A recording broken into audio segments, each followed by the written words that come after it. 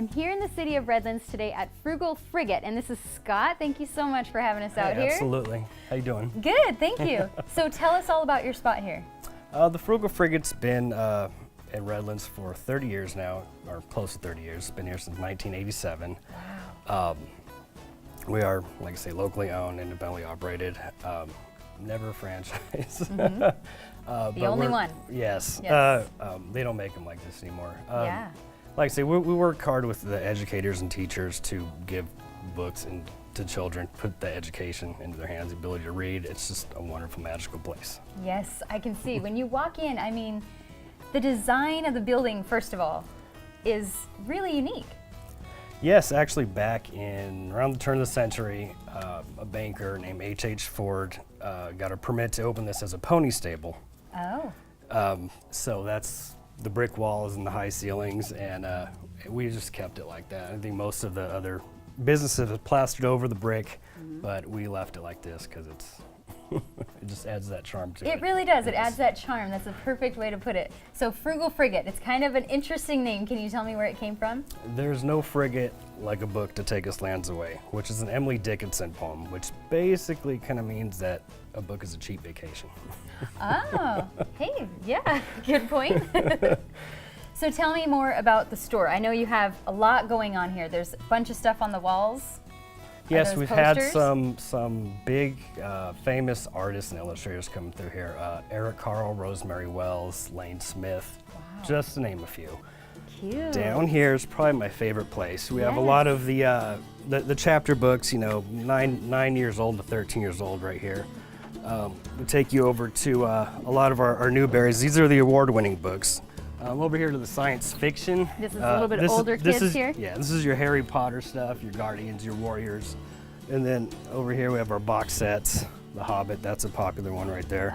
Then over to the young chapter books. These are for the little guys to read. Oh, okay. In here we have the baby books. These are the board books. I get a lot of feedback from 1 and 2 year olds saying that they're extremely delicious and high in fiber. Very true. Yeah, you must have a hard time with that, right? The babies just want to grab everything off the shelf. Well, I mean, this is with the Eric Carle, you know, those are all wonderful books. The Van Fleet, those are popular too, more of a textile kind of book. And then we actually moved into something like, these are called Baby Lit, like Jane Eyre for babies. So kind of get into some of the classics, Wuthering Heights, Moby Dick. Those are really awesome, good sellers, and of course the trains and the trucks, which all kids like. Yes. So there's another room back here. Yes. And what is this? This is our science and reference room. This is where we'll find stuff on pirates, treasures, oceans, mountains, volcanoes, weather. We have environmental kits down there, along with, like I say, the reference books like Who Was Kennedy, Who Was Thomas Jefferson. And do you guys have any local authors that you help support? Oh, absolutely. Would you like to see some? Yes, I would. Featured here is one of our local authors. He's from Temecula. His name's Jeff McMahon. He's done a few visits here at the bookstore, but he has this self-published book called Swimming to the Moon. Is a collection of poetry with artwork, and it's very much like Shel Silverstein. Yes. But this guy is absolutely fantastic.